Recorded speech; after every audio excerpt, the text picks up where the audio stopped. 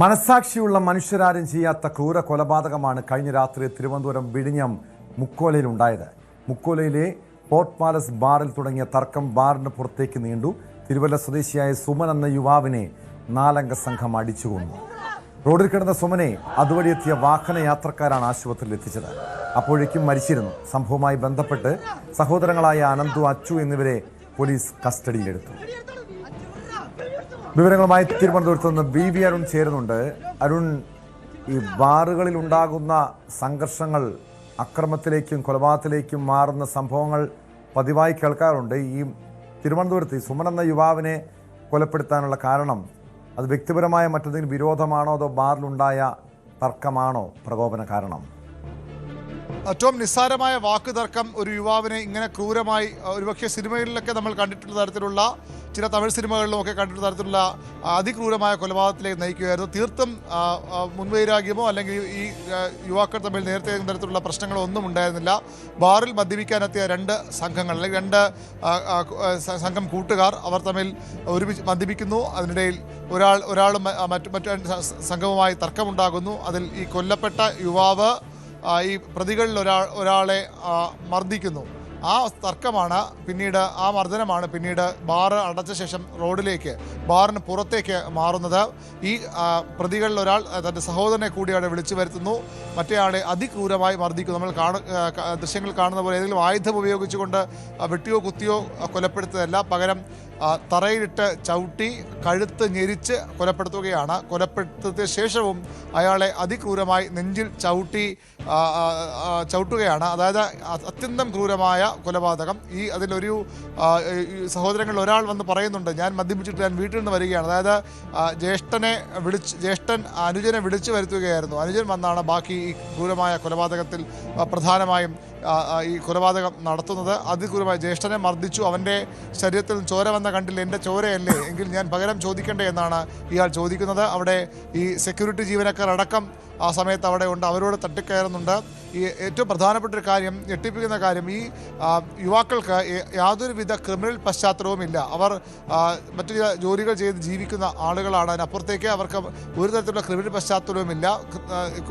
ദിവസവേതനത്തിനൊക്കെ ജോലി ചെയ്ത് താൽക്കാലിക ജോലി ചെയ്ത് ജീവിക്കുന്ന ആളുകളാണ്. ഈ കൊല്ലപ്പെട്ടയാൾ ഒരു ഹോട്ടൽ ജീവനക്കാരനാണ്. മറ്റു 2 അതുപോലെ തന്നെ ഒരാൾ ഒരു ബോഡി ബിൽഡറാണ്.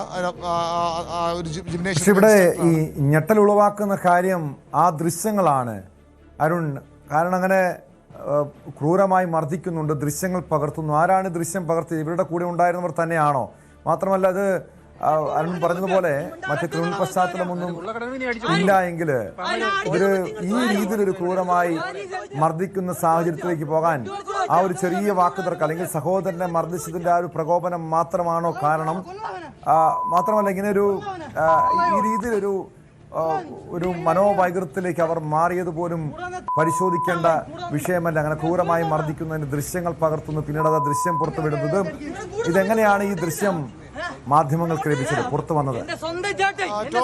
ബാറിലെ ജീവനക്കാർ, സെക്യൂരിറ്റി ജീവനക്കാരും മറ്റുമാണ് ഈ ദൃശ്യങ്ങൾ പകർത്തിയത്. അവരോടും തന്നെ അവസാനം ഈ യുവാക്കൾ തട്ടിക്കയറും, നിങ്ങൾ എന്തിനാണ് ചിത്രീകരിക്കുന്നത് എന്ന് ചോദിക്കുന്നുണ്ട്. അവരെ ആക്രമിക്കാൻ ശ്രമിക്കുന്നുണ്ട്. പക്ഷേ അതിനുമുമ്പ് തന്നെ അവിടെ ആളുകൾ കൂടുകയും അവർ പോവുകയുമായിരുന്നു. ആദ്യം പോലീസ് എത്തുമ്പോഴും അതുപോലെ ഈ യുവാവിനെ ആശുപത്രിയിൽ എത്തിച്ച നാട്ടുകാരുമൊക്കെ കരുതിയത് ഒരു വാഹനം തട്ടി അപകടം ഉണ്ടായത് ആണ് എന്നുള്ളതാണ്.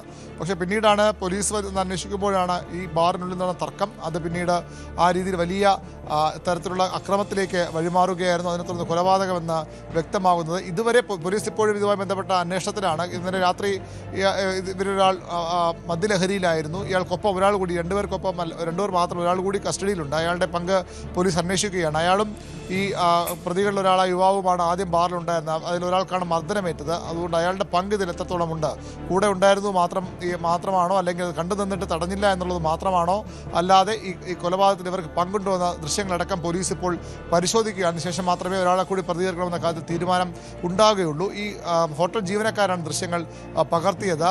ഇവരുടെ മറ്റു പശ്ചാത്തലമൊക്കെ പോലീസ് പരിശോധിച്ചു. ഇതുവരെ പരിശോധിച്ചിരുന്ന ഇവർക്ക് ഒരു തരത്തിലുള്ള ക്രിമിനൽ പശ്ചാത്തലവും ഇല്ല എന്ന് തന്നെയാണ് വ്യക്തമാകുന്നത്. പെട്ടെന്നുണ്ടായ പ്രകോപനം, തൻ്റെ സഹോദരനെ മർദ്ദിച്ചു, സഹോദരൻ്റെ ശരീരത്തിൽ ചോര വന്നു, ആ ചോര എൻ്റെ കൂടി ചോരയാണ്, അതിന് പകരം ചോദിക്കുമെന്ന് പറഞ്ഞുകൊണ്ടാണ് ഇതിലൊരു യുവാവ് പറയുന്നുണ്ട്, കൂടി കൂടിപ്പോയാൽ ജയിലിൽ കിടക്കേണ്ടിയൊക്കെ വരുമായിരിക്കും. എങ്കിലും ഇങ്ങനെയുള്ള ഒരുത്തിനെയും വെറുതെ വിടാൻ പറ്റില്ല. മാത്രമല്ല ഒരാളെ കൂടി അന്വേഷിക്കുന്നുമുണ്ട്. ഈ മരിച്ച യുവാവിനൊപ്പം വന്ന ആളെ കൂടി, സുമനൊപ്പം വന്ന ആളെ കൂടി അവർ അന്വേഷിക്കുന്നുമുണ്ട്. ഒരുപക്ഷെ അയാളെ ആ സമയത്ത് കിട്ടിയാൽ അയാളെ ഈ രീതി തന്നെ കൊലപ്പെടുത്തിയവരെ കഴുത്ത് ഞെരിച്ച് കൊലപ്പെടുത്തുന്നു. അതിനുശേഷം അവിടെയിട്ട് ചവിട്ടുന്നു, തലയിലും അതുപോലെ നെഞ്ചിനുമൊക്കെ ചവിട്ടുന്നു. കൊന്നിട്ടും തീരാത്ത പകയാണ്.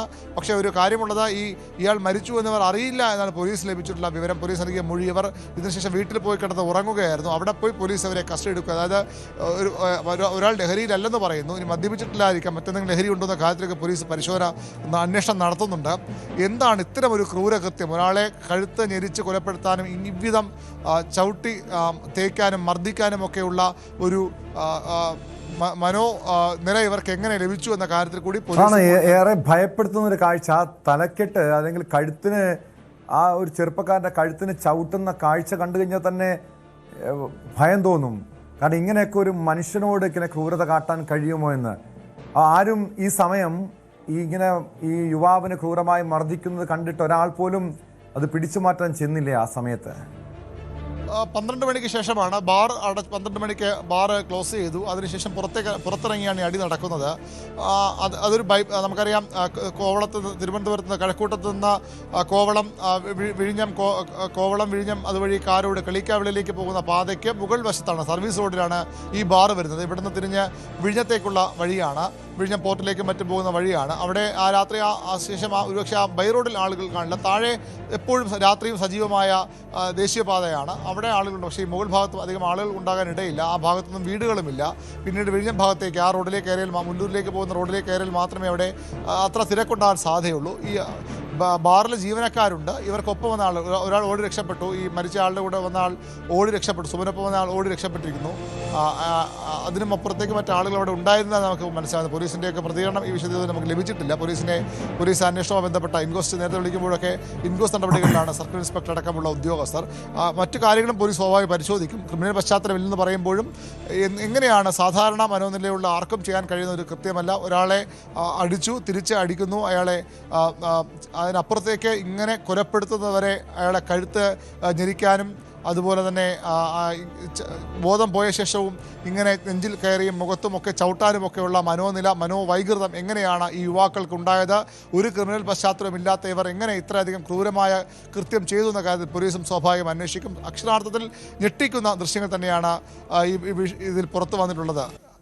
ടോം, വ്യക്തമാണ്. VVRനാണ് വിവരങ്ങൾ നൽകിയത്.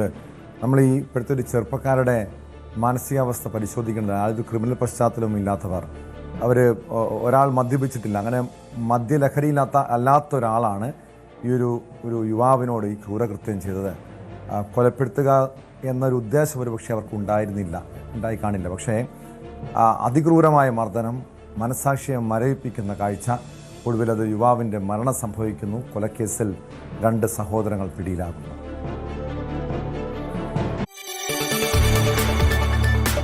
കൂടുതൽ വാർത്തകൾക്ക് News 18 Keralam YouTube channel subscribe ചെയ്യുക.